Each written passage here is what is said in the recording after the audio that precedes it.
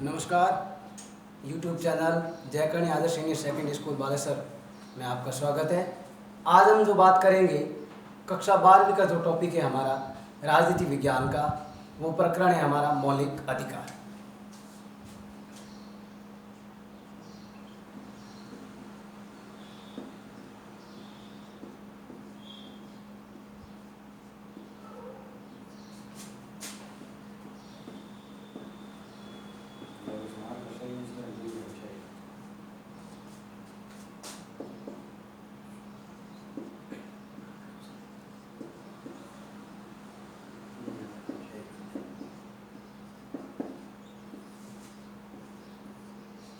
सर्वप्रथम हम बात करेंगे कि मौलिक अधिकार किसे कहते हैं।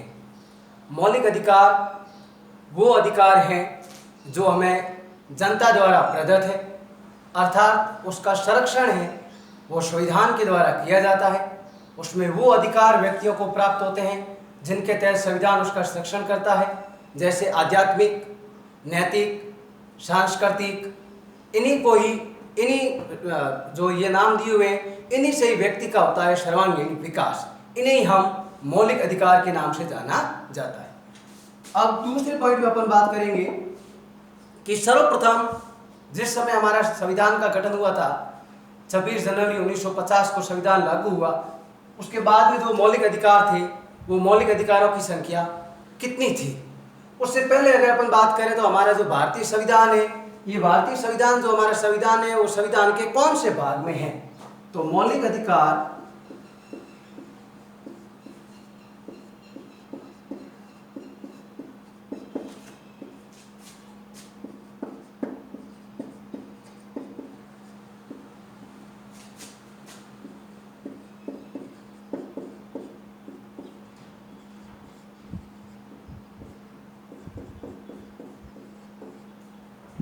मौलिक अधिकार हमारे भारतीय संविधान के भाग 3 में वर्णित है।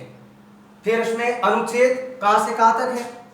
तो भारतीय संविधान में जो मौलिक अधिकार है, इस मौलिक अधिकार में जो हमारे संविधान की जो इस अधिकार में जो अनुच्छेद दिए हुए हैं,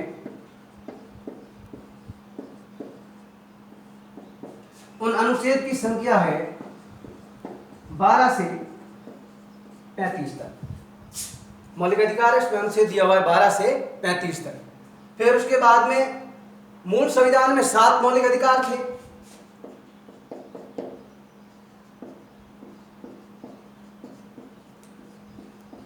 सर्वप्रथम मौलिक अधिकारों की जो संख्या थी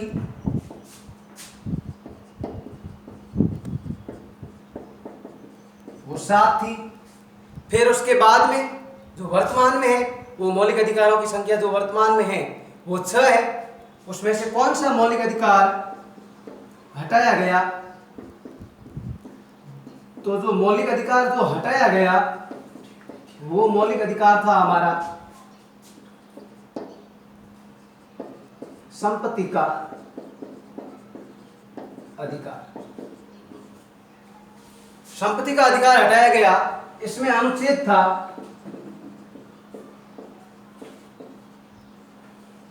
31। संपत्ति के अधिकार को हटाया गया अनुच्छेद 31 के तहत। और ये जो हटाया गया, इसमें जो हमारा संविधान का जो संशोधन हुआ था वो 44वें संवैधानिक संशोधन अधिनियम के तहत सन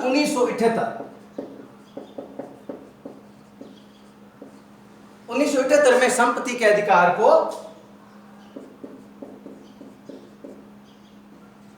हटाया गया। फिर उसके बाद में जो हमारे संविधान में जो मौलिक अधिकारों की संख्या रह गई वो रह गई 6।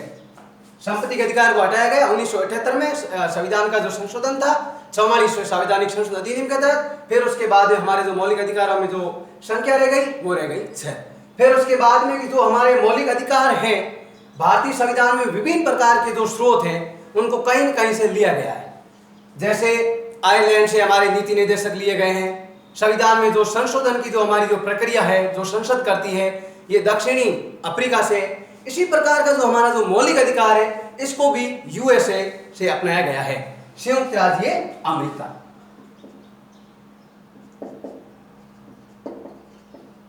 संयुक्त राज्य अमेरिका से हमारे मौलिक जो संविधान है, जो इसमें अधिकार है, उसको अपनाया गया था। और मूल रूप से संविधान की जो हमारे जो अधिकार हैं उनकी संख्या रह गई 6। और इस मौलिक अधिकारों को जो हमारा संविधान का जो भाग तीसरा है, इसे हम मैग्ना कार्टा के रूप के नाम से भी जाना जाता है। अब ये मैग्ना कार्टा नाम क्या है? मैग्ना कार्टा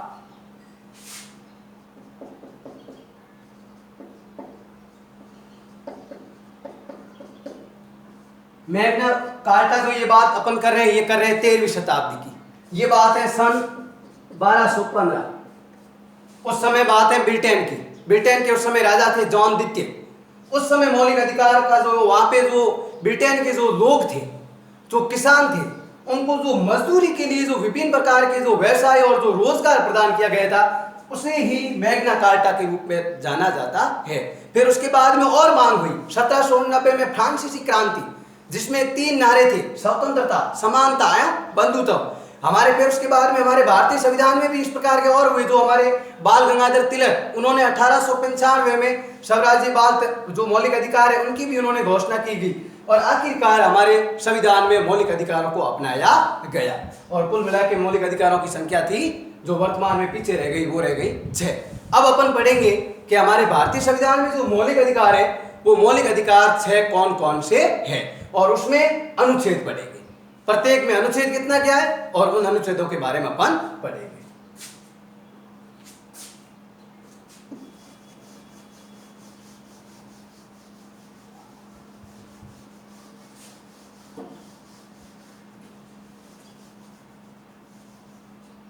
अब अपन बात करेंगे जो अधिकार है 6 अधिकारों की। उसमें अपन 6 अधिकार में पहला नाम जैसे समानता का अधिकार, दूसरा स्वतंत्रता का अधिकार, तीसरा शोषण विरोध का अधिकार, चौथा धार्मिक स्वतंत्रता का अधिकार, पांचवा शिक्षा एवं सांस्कृतिक अधिकार या सांस्कृतिक एवं शिक्षा का अधिकार, कोई भी कह दो, संवैधानिक उपचारों का अधिकार। नोट अपने को पता ही है कि जो पहले 7वां जो अधिकार था संपत्ति के अधिकार को 44वें संवैधानिक संशोधन 1978 के तहत उसे हटाया गया। फिर उसके बाद में हमारे मूल रूप से अभी जो वर्तमान में जो हमारे अधिकार है वो अधिकार है 6। अब इनका एक ट्रिक भी है, उस ट्रिक के माध्यम से अपन लगातार कंटिन्यू याद रख सकते हैं, नहीं तो अपन भूल जाएंगे कि समानता में कौन से अनुच्छेद कहां से कहां तक है। फिर तीसरा अधिकार क्या है, क्योंकि प्रश्न जो आते हैं वो यूं पूछा जाता है कि हमारे भारतीय संविधान का जो चौथा अधिकार है वो अधिकार का नाम लिखिए, या आ जाएगा मौलिक अधिकार 5वां कौन सा है वो लिखिए, या मौलिक अधिकार जो छठा है उसमें जो अनुच्छेद है वो कौन कौन से उल्लेखित है वो लिखिए। तो इनमें ये बातें आ जाती है, उस समय अपन कंफ्यूजन हो जाता है कि मौलिक अधिकार का क्या है। इसका एक ट्रिक है समता, समता स्वयं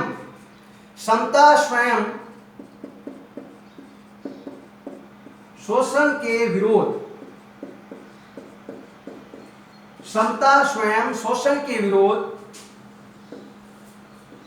धर्म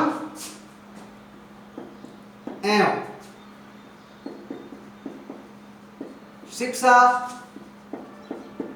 धर्म एवं शिक्षा, सांस्कृतिक को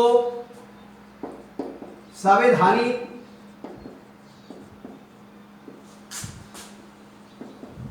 दर्जा दिलाती है। समता स्वयं शोषण के विरोध, धर्म एवं शिक्षा, संस्कृति को संवैधानिक दर्जा दिलाती है। इसमें कंटिन्यू अपने जो 6 मौलिक अधिकार है उनका नाम आ जाएगा। नंबर 1 समानता का अधिकार, समता या समानता कह दो तो समानता का अधिकार, समता स्वयं यानी स्वतंत्रता का अधिकार,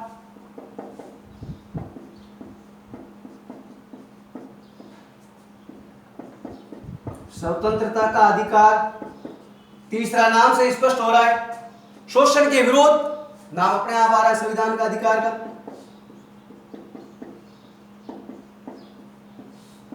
शोषण के विरोध अधिकार, धर्म, धार्मिक स्वतंत्रता का अधिकार,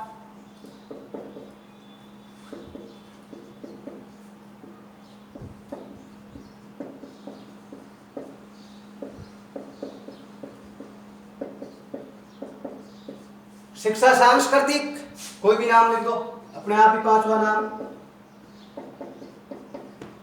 शिक्षा एवं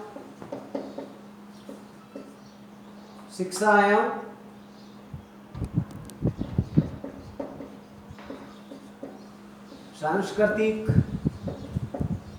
अधिकार। छठा नाम संवैधानिक उपचारों का अधिकार, संवैधानिक उपचारों का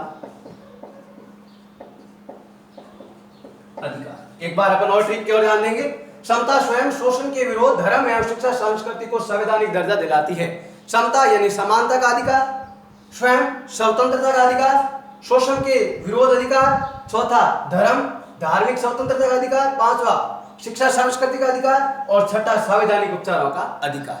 अब इनमें अपन बात करेंगे कि इनमें अनुच्छेद कहां से कहां तक बताए गए हैं। समानता का अधिकार, इसमें अनुच्छेद 14 से 18। स्वतंत्रता का अधिकार,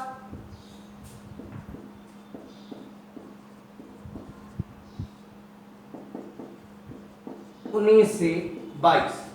शोषण के विरोध अधिकार, अनुच्छेद 23 व 24। धार्मिक स्वतंत्रता का अधिकार, अनुच्छेद 25 से 28। सांस्कृतिक शिक्षा का अधिकार,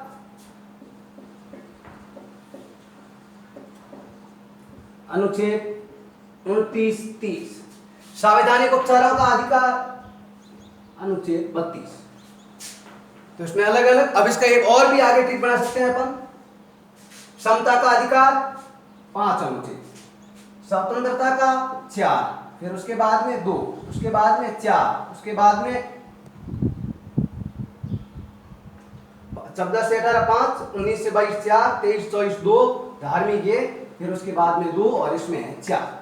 अब इसमें 4 कैसे अपन बात करेंगे। संवैधानिक उपचार का अधिकार, सिर्फ यह नाम तो लिखा हुआ एक अनुच्छेद का 32 का, लेकिन अनुच्छेद जो 4 इसमें संख्या दी हुई है वो उन 4 के बारे में भी अपन पढ़ेंगे।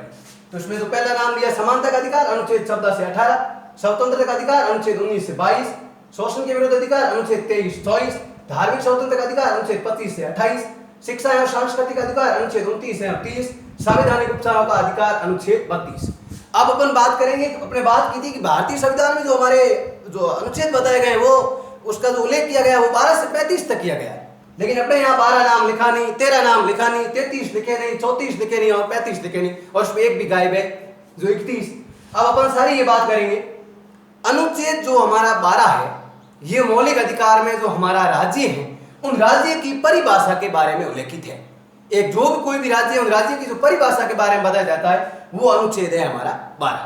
फिर उसके बाद में अनुच्छेद 13, अनुच्छेद 13 जो हमारे यहाँ की जो व्यवस्था है एससी एवं SC, supreme court, high court, इनको इसी में एक इनको न्यायिक पुनरावलोकन, यानी जो कोई भी कार्य हो रहा है उनमें जो कोई भी कमी रह गई है उन कमी के बारे में पूरा का पूरा जांच परीक्षण एवं उनके बारे में निरीक्षण पड़ताल करना, ये हमारे जो अनुच्छेद संख्या है वो है 13। फिर उसके बाद में 14 से 18 क्या है, 19 से 22 क्या है, 23-24 क्या है, 25 से 28 क्या है, 29-30 एवं 32। इसमें जो नेक्स्ट अपन जो बात करेंगे कि अनुच्छेद हमारा जो है 14। अब अनुच्छेद 14 क्या है उसके बारे में अपन बात करेंगे। समानता का अधिकार, तो ये ट्रिक आपको याद हो गए होगा, इसमें अनुच्छेद आपको याद हो गए होंगे। फिर उसके बाद में जो इनकी जो संख्या है 5 है, 4 है, 2 है, 4 है, 2 4। अब इसमें जो संवैधानिक उपचारों का अधिकार, इसमें सिर्फ अनुच्छेद तो आपके सामने एक लिखा हुआ है 32वां, लेकिन 33, 34, 35 है। ये जो 33, 34, 35 है वो हमारी सैन्य सत्ता, सैन्य जो सेना है, जो सैन्य अधिकार प्रदान किए गए हैं उन्हीं के बारे में अनुच्छेद 33, 34 एवं 35 के बारे में उल्लेखित हैं। सैन्य शक्तियों के बारे में बताया गया है कि हमारे सेना के क्या क्या अधिकार हैं, उन्हें विभिन्न प्रकार की जो ऐसी उपाधियां दी जाती है, तो वो किस किस को उपाधियां सिर्फ प्राप्त हैं, तो जो शिक्षाविद है उनको दिया जाएगा। फिर उसके बाद और है तो हमारे जो सैनिक है उन्हें जो भारत रत्न से नवाज जाते हैं, जैसे पद्म विभूषण हो, जो भी ऐसे परमवीर चक्र हो, उन्हें जो भी ऐसे प्रदान किया जाता है तो वो उनके लिए पूरी छूट है। यानी इनमें अनुच्छेद 33, 34 है, 35 है। अब अपने को बात करनी है मौलिक अधिकार नंबर 1 हमारा, जिसका नाम है समानता का अधिकार। और समानता के अधिकार में अपन जो आज बात करेंगे वो करेंगे अनुच्छेद 14, अनुच्छेद 15, अनुच्छेद 16, अनुच्छेद 17, अनुच्छेद 18।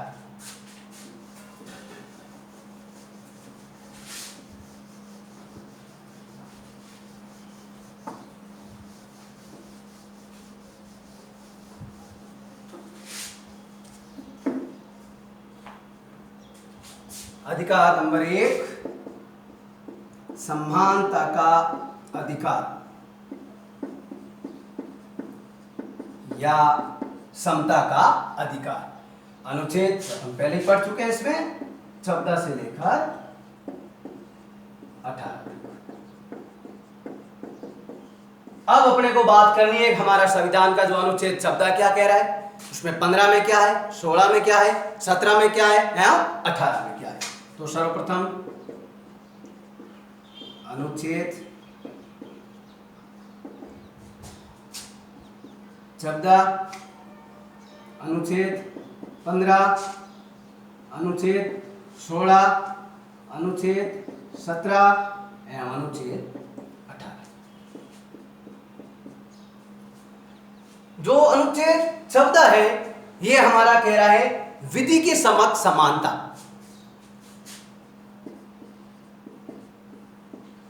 विधि के समक्ष समानता। विधि जो अपन ये नाम बोल रहे हैं विधि के समक्ष समानता, ये भी हमारे भारतीय संविधान में इसे जो अपनाया गया है वो अपनाया गया है बेल्टन से। बेल्टन कह दो या फिर इंग्लैंड कह दो। विधि के समक्ष समानता अर्थात कानून की दृष्टि से सभी क्या होंगे, समान। किसी में भी भेदभाव नहीं किया जाएगा, भले ही अमीर हो भले ही गरीब हो। जैसे हमारा जो अनुच्छेद 39 है संविधान का, वो ये बताते हैं कि निःशुल्क अनिवार्य शिक्षा प्राप्त करने का अधिकार है, जिसमें गरीब है, मजदूर इत्यादि है, उनके बारे में भी ऐसी बातें की जाती है। और उसमें अधिकार एक और भी है, 21A है, वो अपन बाद में बात करेंगे आगे। तो विधि के समक्ष समानता, कानून की दृष्टि से सभी समान। लेकिन इसमें कहीं कहीं अपवाद दिया जाता है।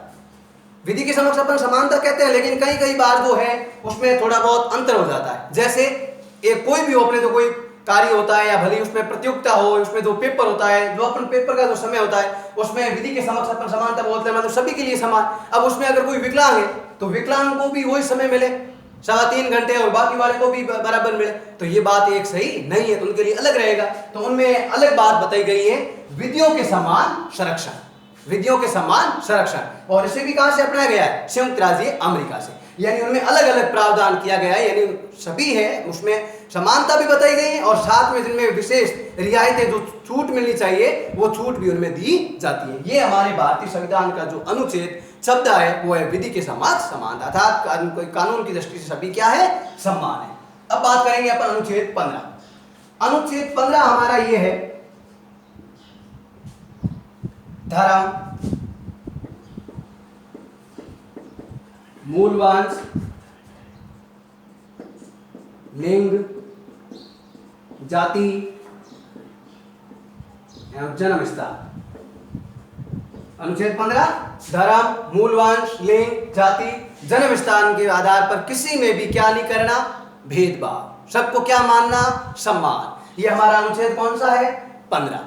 लेकिन इसमें भी वही अपवाद स्वरूप उसमें भी बातें बताई गई कि कहीं न कहीं है, अलग अलग है, उनको रियायतें छूट मिलती है। जैसे धर्म में सिख लोग के जो लोग हैं, सिख धर्म के, तो उनको अपनी पगड़ी पहनने का अधिकार है। वो अगर बाइक मोटरसाइकिल चलाते हैं तो उनको हेलमेट की जगह वो अपना पगड़ी का भी इस्तेमाल कर सकते हैं, तो वो उन्हें एक विशेष रियायत और छूट दी गई है। तो ये कोई एक अपवाद के रूप में नहीं, लेकिन उन्हें विशेष रूप से छूट है, बताओ है कि आप इसमें इस प्रकार का कार्य कर सकते हो।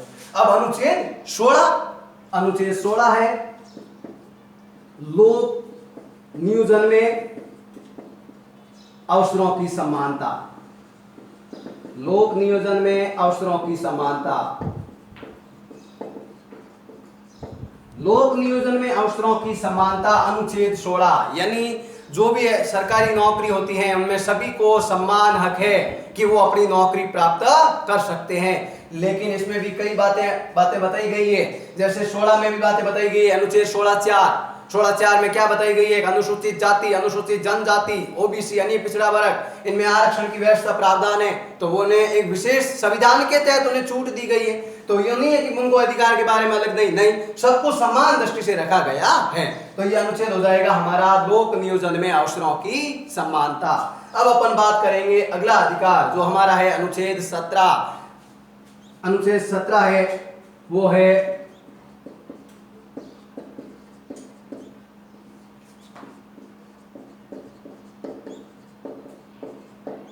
अनुच्छेद 17 अस्पृश्यता, अर्थात छुआछूत, किसी के आधार पर उसमें भी भेदभाव नहीं मानना, सबको क्या मानना? सम्मान मानना।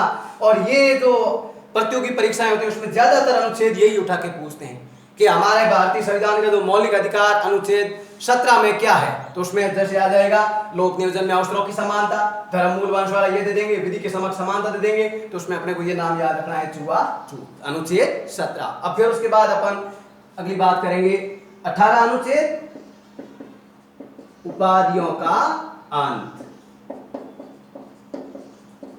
यानी जो भी है उपाधियों का अंत, अनुच्छेद 18। इसमें जो भी हो, जैसे पीएचडी की डिग्री मिलती है तो ये वो अलग उन्हीं जो शिक्षाविद होंगे, और जो सैनिकों के बारे में जो अलग प्रावधान दिया गया है तो उनके लिए अलग प्रावधान रहेंगे। लेकिन और जो भी नागरिक है वो भी अगर अपनी उपाधि प्राप्त करनी चाहे कि मेरे भी नाम के पीछे ये उपाधि लगनी चाहिए, वो लगनी चाहिए, तो उन्हें जो हमारा भारत का जो प्रथम नागरिक होता है राष्ट्रपति, उससे अनुमति लेनी पड़ती है। अनुमति लेने के बाद में ही वो अपने इस प्रकार का उपाधियों का प्रयोग कर सकते हैं। लेकिन ऐसा हमारे संविधान में कहीं भी उल्लेख नहीं है। संविधान जो राष्ट्रपति अगर स्वीकृति दे तभी होता है, नहीं तो नहीं। इस प्रकार से हमारा जो अनुच्छेद जो मौलिक अधिकार है पहला जो समानता का अधिकार, शब्द 15, 16, 17 और 18, विधि के समक्ष समानता, कानून की दृष्टि से सभी को समान मानना, किसी में भी भेदभाव न करना। धर्म अनुच्छेद 15, धर्म मूल वंश लिंग जाति जन्म स्थान के आधार पर सबको सम्मान मानना, किसी में भी भेदभाव नहीं करना, सभी धर्म के लोग हैं तो वो सबको सम्मान मानना, अपने अपने धर्म की पालना करना, जो भी उसमें जो रीति रिवाज परंपराएं जो नियम दी गई उन सबको अपने अपने धर्म के बारे में पालना करनी चाहिए। लोक नियोजन में अवसरों की समानता, नौकरियों के बारे में अनुच्छेद 16, फिर उसके बाद में अनुच्छेद 17 बताया गया, वो बताया गया है छुआछूत, और उसके बाद में उपाधियों का अंत। इस प्रकार से जो मौलिक अधिकार है हमारा पहला है। अब जो दूसरा मौलिक अधिकार है वो है हमारा स्वतंत्रता का अधिकार। स्वतंत्रता का अधिकार, इसमें जो अनुच्छेद उल्लेखित है वो है हमारे 19 से लेकर 22। अब अपन बात करेंगे अधिकार नंबर 2, स्वतंत्रता का अधिकार। अनुच्छेद 19 क्या है? अनुच्छेद 20, 21 एवं 22। दूसरा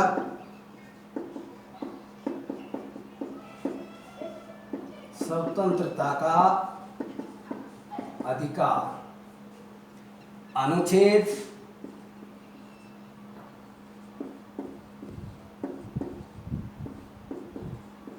19 से 22। इसमें अपन सर्वप्रथम बात करेंगे नंबर 1, अनुच्छेद 19, अनुच्छेद 20, अनुच्छेद 21 एवं अनुच्छेद 22। स्वतंत्रता का अधिकार, स्वतंत्रता का अधिकार से अर्थ स्पष्ट हो रहा है कि हर एक नागरिक को अपने मौलिक अधिकार में व्यक्तियों को अपनी स्वतंत्रता प्रदान की गई है, जिसमें नंबर 1 अनुच्छेद 19 है वो है हमें विचार एवं अभिव्यक्ति की स्वतंत्रता। अनुच्छेद 19 है वो हमारा ये कह रहा है विचार एवं अभिव्यक्ति की स्वतंत्रता, हर एक नागरिक को बोलने का अपना अधिकार है। और इसी मौलिक अधिकार में अलग अलग भाग दिया हुआ है, 19(1), 19(2), 19(3), 19(4), 19(5). अब इसमें जैसे नंबर 1 बताया गया है, उसमें ये बताया गया है वाक की स्वतंत्रता कह दो अपन, विचार एवं अभिव्यक्ति की स्वतंत्रता कह दो। फिर उसके बाद में जो 19(2) है उसमें ये बातें बताई गई है कि वो व्यक्ति है जो अपना बोलने का जो अधिकार है, लेकिन वो उस अधिकारों की पालना कर सकते हैं, लेकिन शांति प्रिय ढंग से करें, किसी प्रकार के दूसरों के बारे में किसी जो है तो उनमें बाधा ना पहुंचे, और बिना हथियार के जो फिर उसके बाद 19(3) में जो बात बताई गई है फिर वो ये है कि अपना सभा समूह एवं संगठन बनाए, उसके लिए वो अपनी मांग कर सकता है। फिर 4 में जो बातें बताई गई है, 19.4 में जो बातें बताई गई है वो है आवागमन। फिर उसके बाद 19.5 में है निवास। फिर उसके बाद 19.6 जीविका। अब अपन यूं यहाँ कंफ्यूजन हो जाते हैं, क्या याद रखना, कैसे याद रखना, 19.1 में क्या है, 19.2 में क्या है, 19.3 में क्या है। तो अपने को बात याद रखनी कि भाई अनुच्छेद 19 स्वतंत्रता का अधिकार। अब इसको अपन इस प्रकार से याद करें ताकि अपने आप याद हो जाएगा। कोई भी व्यक्ति है, एक व्यक्ति के सामने समस्या है तो वो उनका अपना समाधान करेंगे। किसी भी क्षेत्र में देखो, भले उसको सरकारी नौकरियों के बारे में हो और किसी के बारे में हो कि उन्हें सही ढंग से उसके साथ जो न्याय है वो नहीं मिल रहा है, तो वो अपनी मांग के लिए वो अपना प्रयास करेंगे। तो अपन जैसे बात करें 19.1 में उसको बोलने का अधिकार होगा, वो अपनी बात करेगा, मुझे मेरा ये हक है और मुझे ये मेरा हक मिलना चाहिए, तो 19.1। फिर उसके बाद में अगर वो बात नहीं मानेंगे तो वो शांति प्रिय ढंग से अपना क्या करेंगे, सभा एकत्रित करेंगे, उसके साथ वो अपने व्यक्तियों को इकट्ठा करेंगे और अपनी मांग या बात को मनवाने के लिए वो मजबूरन करेंगे। तो 19.2 फिर भी नहीं हो रहा है तो फिर वो क्या करेंगे, सब अपना समूह बनाएगा, अपने सदस्यों को साथ में लेगा, अपने मित्रों को साथ में लेगा, फिर क्या करेगा, वो एक संगठन बना देगा। फिर भी उसकी मांग नहीं मन रही है तो वो क्या करेगा, उसको आना जाना पड़ेगा, आवागमन, एक दूसरे जगह जाना पड़ेगा, डिस्ट्रिक्ट में हो, राज्य में हो, कहीं भी हो, देश में हो, तो उसका आवा और गमन, आना है जाना। फिर उसके बाद में भी नहीं मन रही है उसकी बात, तो 19.5 के लिए फिर वो कहीं आएगा, कहीं जाना, आना और जाना होगा, तो फिर उसको आना जाने में कहीं न कहीं उसको क्या करना पड़ेगा भाई, निवास, रुकने के लिए उसको जगह भी चाहिए। तो ये हो गई 19.6। फिर जहां निवास करेगा तो वहां पे उनको खाने पीने के लिए भी तो कुछ जरूरत होगी, तो हो जाएगी जीविका 19.6। ये इसमें हमारे मौलिक अधिकार के बारे में बातें की गई है। 19.1, 19.2, 19.3, 19.4, 19.5 है 19.6। तो स्वतंत्रता का अधिकार अनुच्छेद 19।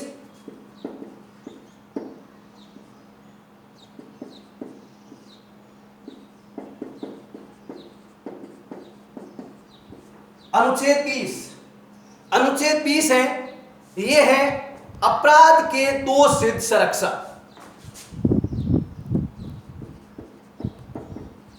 अपराध के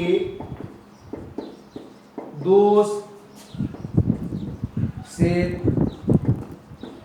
संरक्षण, यानी ये अनुच्छेद 20 बता रहा है कि अगर किसी व्यक्ति ने अपने अधिक अपराध तो कर लिया है, लेकिन अपराध होने के बावजूद भी उसको भी 2-3 बातें बताई गई हैं कि वो भी अपना बचाव कर सकता है, लेकिन वो अपनी जगह पे सही हो। तो कैसे, इसमें भी वही बात 20.1, 20.2 और 20.3 अलग अलग बातें बताई गई। जैसे ये बातें अपन बात करें 20.1, 20.2, 20.3, आपने को पता है कि हमारे भारत संविधान मूल अनुच्छेद तो कितने हैं, 395, लेकिन कुल संख्या कितनी हो गई, 465, 475। तो ये 1, 2, 3 यूं जुड़ के इसकी संख्या बढ़ रही है। मूल अनुच्छेदों की संख्या तो वो की वही है।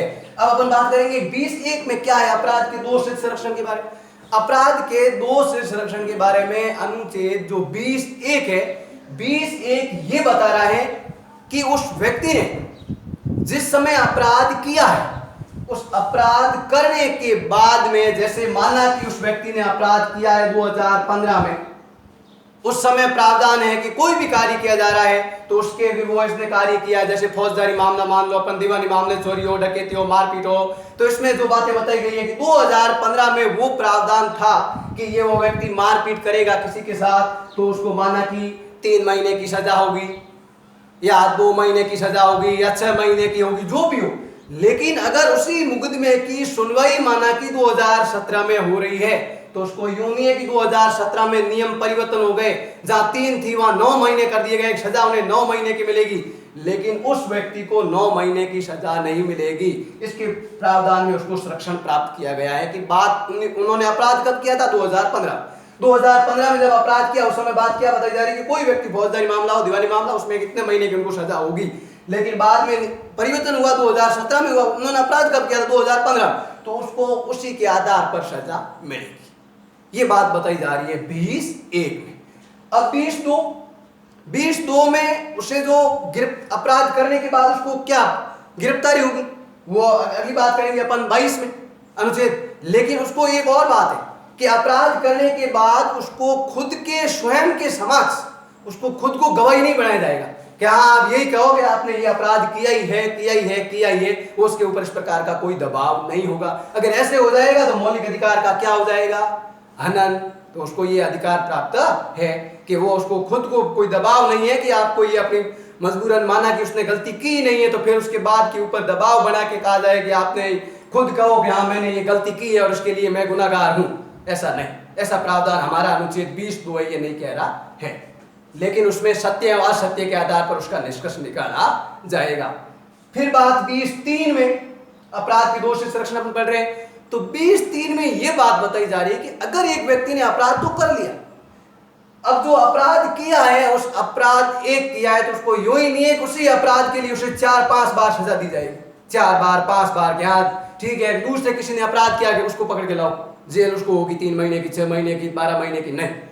किसी व्यक्ति ने एक बार अपराध किया है तो उसे एक बार ही उसे अपराध का भुगतान करना पड़ेगा। तो इसमें हमारी बातें बताई गई है 20(1), 20(2) और 20(3). 20(1) में क्या है? 20(1) में यही बातें बताई गई है किसके बारे में कि जिस व्यक्ति ने जिस समय वो अपराध किया वो बातें हो जाएगी 2015 2017। 20(2) में क्या बात बताई गई है? 20(2) में ये बात बताई गई उसको खुद को अपने गवाही के लिए उसको मजबूरन नहीं है, नहीं कि अपने खुद के प्रति वो गवाही देगा मैंने ये अपराध किया है, नहीं, ऐसा कोई उसके ऊपर दबाव नहीं होता है, लेकिन सत्य व असत्य के आधार पर। और नंबर 3 हो जाएगा उसने अगर एक बार अपराध कर दिया है तो हो गया, उसके ऊपर कार्रवाई हो गई, जो उसके ऊपर जुर्माना था, जो उसको जेल थी वो हो गई, लेकिन यूं ही नहीं उसे एक बार अपराध करने के बाद उसे 10 बार उस अपराध के लिए सजा होगी। ऐसा हमारे मौलिक अधिकारों के बारे में और हमारे संविधान में प्रावधान नहीं है, उसे सिर्फ एक बार ही होगी। तो इस प्रकार का अनुच्छेद हमारा 20 बता रहा है। अब है अनुच्छेद 21, बहुत वेरी इंपॉर्टेंट। अनुच्छेद 21 जो बात बता रहा है हमारा वो है प्राण एवं दैहिक स्वतंत्रता। इसे अपन अपने सामान्य भाषा में कह सकते हैं जीवन जीने का अधिकार। प्राण एवं दैहिक स्वतंत्रता अनुच्छेद 21, यानी हर एक व्यक्ति को अपना जीवन जीने का अधिकार है, उसके ऊपर किसी प्रकार का कोई दबाव नहीं बनाया जा सकता है। जैसे शुद्ध जल प्राप्त करने का अधिकार है, वायु प्राप्त करने का अधिकार है, भोजन प्राप्त करने का अधिकार है और एक निजता का भी अधिकार है। अगर उस निजता के अधिकार जो व्यक्ति को प्राप्त है उसका किसी प्रकार का कोई यूं बिना कोई कारण बताए उसके अधिकारों का किसी प्रकार का कोई हनन होता है तो वो एक कानूनन अपराध है, ऐसा नहीं होता है। ये तो ये बात बताएगी ये प्राण है दैहिक स्वतंत्रता, जीवन जीने का अधिकार। लेकिन इसमें एक अनुच्छेद बहुत इंपॉर्टेंट अनुच्छेद है, हर बार वो परीक्षाओं में आता है और पूछा जाता है, वो है 21(a). नाम लेते ही आपको पता हो गया होगा। अनुच्छेद यूं नहीं कि अपन सीधे ही कहते हैं अनुच्छेद अपन 5वां पढ़ रहे हैं, अधिकार नहीं। 21(a) है वो है हमारा शिक्षा। हर एक नागरिक को क्या अधिकार है? शिक्षा प्राप्त करने का अधिकार है। जो 21(a) है ये जो शिक्षा का अधिकार है, इसमें हमारे संविधान का जो संवैधानिक जो संशोधन हुआ था वो हुआ था 86वें संवैधानिक संशोधन अधिनियम के तहत सन 2002 में प्रत्येक वो विद्यार्थी जो 6 से 14 वर्ष तक है उन्हें शिक्षा प्राप्त करने का अधिकार है, जिसे अपन कह सकते हैं निःशुल्क अनिवार्य शिक्षा का अधिकार अधिनियम। इसे जो लागू किया गया वो किया गया 1 अप्रैल 2010। ये है हमारा अनुच्छेद 21। फिर उसके बाद में है अनुच्छेद 22। अनुच्छेद जो 22 है, अनुच्छेद 22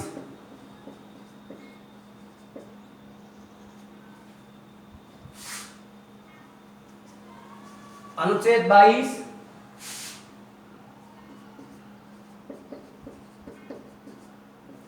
गिरफ्तारी के संदर्भ में संरक्षण,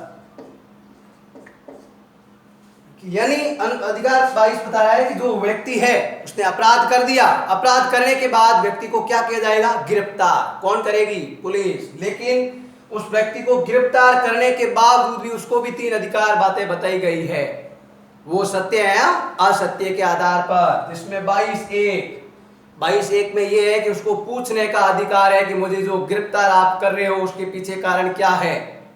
फिर उसके बाद में 22(2) में ये होगा उसको 20(1) में तो बात बता दी, 22(1) में तो उसको पूछने का अधिकार है। फिर उसके बाद में दूसरा होगा 22(2) बताई जा रही है। 22(2) ये है कि उसमें जो अपन कहते हैं बंदी प्रत्यक्षीकरण, यानी जो पुलिस है उस व्यक्ति को गिरफ्तार करेगी, लेकिन गिरफ्तार करने के बाद 24 घंटे के भीतर उसे कहां पेश किया जाएगा? न्यायालय में, मजिस्ट्रेट के समक्ष, न्यायपालिका में। लेकिन नोट, आवागमन, आने एवं जाने का जो समय होगा वो 24 घंटों के अंतर्गत उसको साथ में नहीं मिला जाएगा। यूं नहीं आने जाने में 24 घंटे लगे उसके वो नहीं, उसको पेश करने के बाद है जो अलग 24 घंटे गिरफ्तार, वो आने जाने के जो रास्ते का जो समय होता है वो उसको निकाल दिया जाएगा।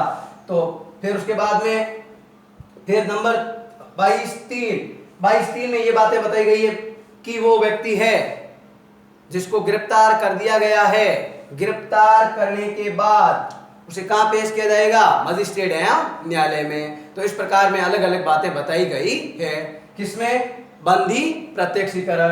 या अपन बात बता दें, स्वतंत्रता का अनुच्छेद जो 22 है इनमें हमारी बातें बताई गई हैं। तो अनुच्छेद 19 स्वतंत्रता का अधिकार, फिर उसके बाद अनुच्छेद 20 अपराध के दोष से संरक्षण, अनुच्छेद 21 प्राण एवं दैहिक स्वतंत्रता, इसमें ये बातें बताई गई हैं। और अनुच्छेद 22 है वो है बंदी प्रत्यक्षीकरण, यानी गिरफ्तारी के संदर्भ में संरक्षण। अब अपन बात करेंगे जो हमारा मौलिक अधिकार है तीसरा, जिसका नाम है शोषण के विरोध अधिकार। इसका अपन बात करेंगे अगले वीडियो में।